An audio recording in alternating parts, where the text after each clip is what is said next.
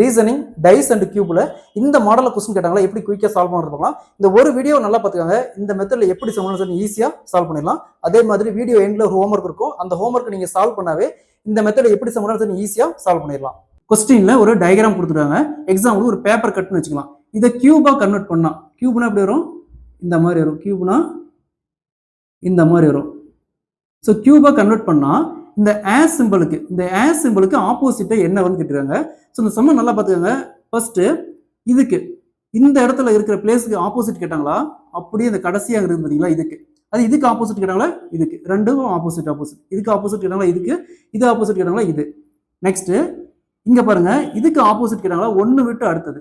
இதுக்கு ஆப்போசிட் கேட்டாங்களா, ஒன்னு விட்டு அடுத்தது. அதே மாதிரி இதுக்கு ஆப்போசிட் கேட்டாங்களா, அதே பிளேஸ் தான், அப்படியே மாத்தி ஆப்போசிட்டா. அதே பாருங்க, பர்சன்டேஜ்க்கு ஆப்போசிட் கேட்டாங்களா, கீழே இருக்கிறது ஒன்னு விட்டு அடுத்தது. ஸோ இதே மாதிரி இன்ஃபினிட்டிக்கு ஆப்போசிட் கேட்டாங்களா, இது. ஸோ நமக்கு தேவை ஆஸ் சிம்பிளுக்கு ஆப்போசிட் என்ன இருக்குது, ஒரு டாலர் மாதிரி ஒரு சிம்பிள் இந்த மாதிரி இருக்குது பாருங்க, இங்க இருக்குது. ஸோ இந்த சிம்பிள் தான் இதுக்கு, இந்த ஆஸ் சிம்பிளுக்கு ஆப்போசிட் இருக்கு. So option C is the கரெக்டான. ஸோ இந்த மெத்தட்ல ஒரு 5 சம்ஸ் நீங்க சால்வ் பண்ணா இந்த மெத்தட் எப்படி சம் ஈஸியா சால்வ் பண்ணிடலாம். ஸோ அதே மாதிரி அடுத்த சம் பாருங்க, 5 4 1 3 6 2. ஸோ ஒரு பேப்பர் கட்டுக்குன்னு வச்சுங்களேன். ஸோ இது கியூபா கன்வெர்ட் பண்றப்ப ஒன்னுக்கு ஆப்போசிட்டா என்ன எழுத்து வரும், என்ன நம்பர்ஸ் வரும்னு கேட்குறாங்க. ஸோ அதே மாதிரி இந்த சம சால்வ் பண்ணிக்கிற ஆன்சரை கமெண்ட்ல போடுங்க.